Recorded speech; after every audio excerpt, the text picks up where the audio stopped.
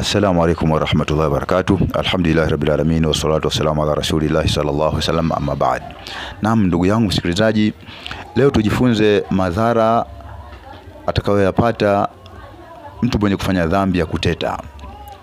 Imekuja hadithi amepokea Abu Daud wa akhbara an-nabiy sallallahu alaihi wasallam annahu marra lailatal mi'raj. Ameeleza mtume sallallahu alaihi wasallam kuwa yeye alipita usiku ule wa Miraj. Miraj ni kupandishwa mtume kwenda mbinguni. Alipita biqaumin, kwa watu lahum adhfarun, watu wale akawaona wana kucha min nuhasin za shaba, yakhamishuna biha wujuhahum, wanajiparura na kujikwangua nyuso zao, wasudurahum, na kujiparua na kuzikwangua nyuso zao, wanajikwangua nyuso zao na wanajikwangua ama wanajiparura vifuani mwao. Fakala, mtume akasema kuuliza, man haulai ya Jibril, ni kina nani hao ewe Jibril?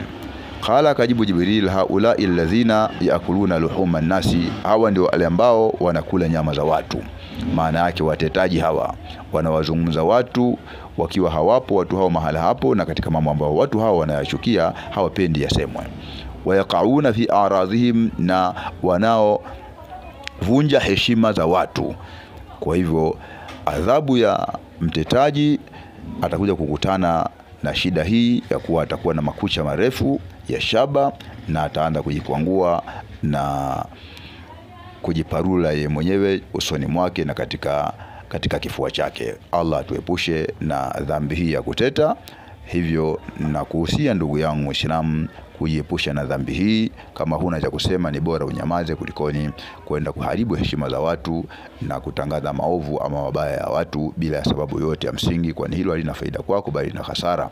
Hivyo ndugu yangu Muislamu, usisahau kusubscribe kwa ajili ya kupata mengineyo ambayo Allah akipenda kuwekea. Wabillahi tawfik, wassalamu alaikum warahmatullahi wabarakatuh.